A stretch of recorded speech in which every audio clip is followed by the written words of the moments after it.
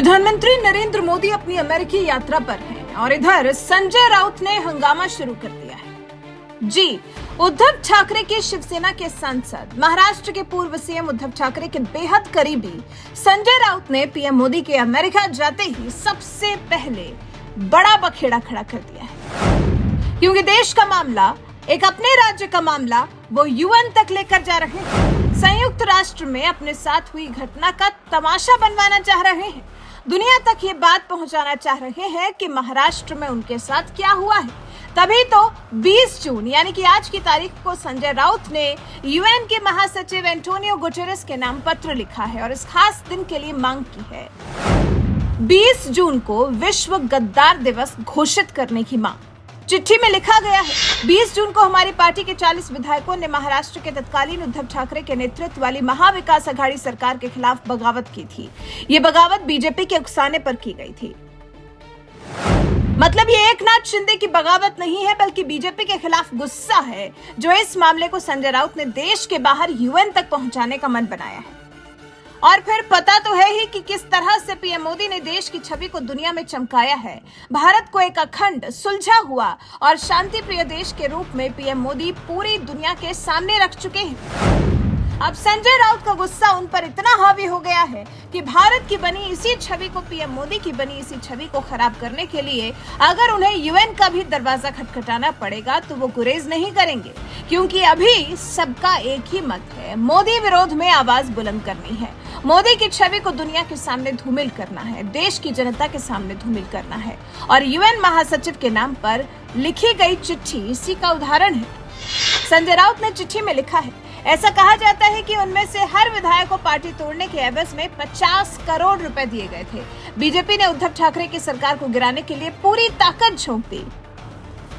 अब इस चिट्ठी को संजय राउत ने सार्वजनिक भी कर दिया है। चिट्ठी की शुरुआत में संजय राउत ने शिवसेना का परिचय दिया और फिर एकनाथ शिंदे की बगावत और उस बगावत में बीजेपी के सहयोग का जिक्र किया है। चिट्ठी में लिखा गया है कि बगावत की शुरुआत 20 जून को हुई थी। उसी दिन एकनाथ शिंदे और अन्य विधायक उद्धव ठाकरे को छोड़कर गुजरात पहुंच गए थे। इन लोगों ने ऐसे समय में उद्धव ठाकरे का साथ छोड़ा जब वो बीमार चल रहे थे। अपनी चिट्ठी में संजय राउत ने 10 अन्य निर्दलीय विधायकों का भी जिक्र किया जो महाराष्ट्र विकास अघाड़ी गठबंधन का समर्थन कर रहे थे और बाद में शिंदे और बीजेपी के उकसावे पर समर्थन वापस ले लिया। चिट्ठी के अंत में संजय राउत ने अपील की कि 20 जून को विश्व गद्दार दिवस के तौर पर मनाया जाए ताकि दुनिया इन गद्दारों को याद कर सके। आप संजय राउत से खुद ही सुन लीजिए इस बारे में उनका क्या कुछ कहना है। ये बहुत महत्वपूर्ण बात मैंने रखी है।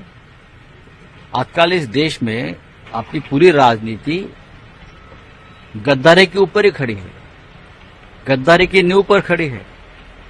और हमारे प्राइम मिनिस्टर, हमारे गृह मंत्री, केंद्र की सरकार गद्दारी को इनकरेज कर रही है, उत्तेजन दे रही है। महाराष्ट्र में आज के ही दिन हमारे 40 विधायक जो शिवसेना के चुनाव चिन्ह पर चुनकर आए थे, सालों साल पार्टी में भी मंत्री पद और पदों पर रहे, उद्धव ठाकरे बीमार पड़ने के बाद छोड़कर चले गए और उनके पीछे था हमारा प्राइम मिनिस्टर ऑफिस, हमारा गृह मंत्रालय और सिर्फ पैसा ही पैसा। ये गद्दारी है, बेईमानी है। छत्रपति शिवाजी महाराज की भूमि में ये गद्दारी की जो बीज है वो किसने बोए? प्रधानमंत्री और गृह मंत्री। तो हमने कहा कि अधिकृत तौर से आज के दिन को वर्ल्ड ट्रेटर डे आप घोषित कर दीजिए अंतर्राष्ट्रीय। पूरे विश्व में होता है ऐसा। यहाँ वहां बेईमानी की हमारे समाज में एक हिस्सा बन गया है। प्रधानमंत्री अब जा रहे यूनो में, अमेरिका में, तो मैं उनको भी कहूंगा, जैसे योगा डे के लिए आपने एक वहां काम किया है योगा डे घोषित करने के लिए, वैसे वर्ल्ड ट्रेटर डे को भी आप घोषित करने के लिए यूनो को बताइए, बोलिए हमारे देश में कैसी कैसी गद्दारी चल रही है। सर, महाराष्ट्र सरकार ने जो एसआईटी बनाई है, आपने कहा कि एसआईटी और भी बनाए क्या? हाँ, बीएमसी के लिए एसआईटी बनाई है, ठीक है। महाराष्ट्र के 5 मंत्री के ऊपर भ्रष्टाचार के भयंकर आरोप और एविडेंस सामने आए। अब्दुल सत्तार, दादा भुसे, राहुल कुल, राधाकृष्ण विखे पाटील, शंभूराजे देसाई, गुलाबराव पाटील, ये सबके भ्रष्टाचार की जो फाइलें खुल गई है, मुझे लगता है उसके ऊपर भी एक एसआईटी की स्थापना है।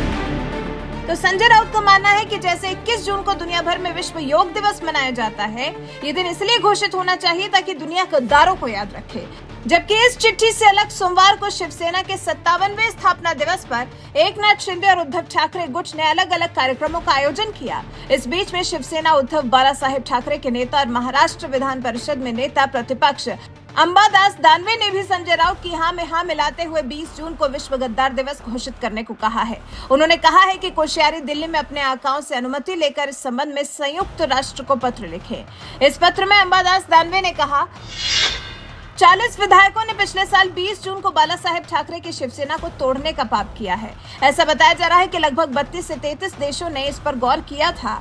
अगर ऐसा है तो कई देशों का ध्यान इस ओर खींचने के लिए इस दिन को विश्व गद्दार दिवस के तौर पर मनाया जाना चाहिए। वैसे ये जो राहुल गांधी की तरह देश का कोई मुद्दा संजय राउत देश के बाहर लेकर जा रहे हैं, विश्व में महाराष्ट्र के मुद्दे को उठाना चाह रहे हैं, यकीनन उन्हें इस मामले में यूएन से कोई उम्मीद नहीं होगी कि यूएन किसी भी तरह से आज के दिन को विश्व गद्दार दिवस के रूप में मनाए जाने का ऐलान कर देगा। इस चिट्ठी का मकसद सिर्फ और सिर्फ बाहरी देशों में नरेंद्र मोदी के नेतृत्व वाले भारत की छवि को धूमिल करना है। लेकिन संजय राउत ये सब करते वक्त ये क्यों भूल गए कि वो भी इसी देश का हिस्सा है। वैसे संजय राउत की यूएन से की गई अपील पर, महाराष्ट्र का दुखड़ा यूएन के सामने रोने पर आप अपनी राय क्या रखना चाहते हैं, कमेंट कर हमें जरूर बताएं।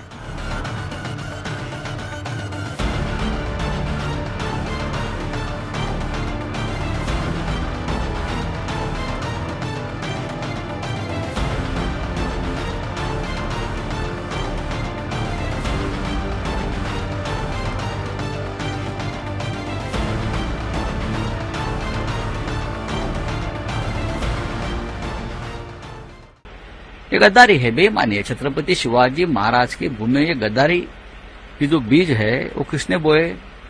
प्रधानमंत्री और गृह मंत्री। तो हमने कहा कि अधिकृत तौर से आज के दिन को वर्ल्ड ट्रेटर डे आप घोषित कर दीजिए अंतर्राष्ट्रीय। पूरे विश्व में होता है ऐसा। यहाँ वहां बेईमानी की हमारे समाज में एक हिस्सा बन गया है।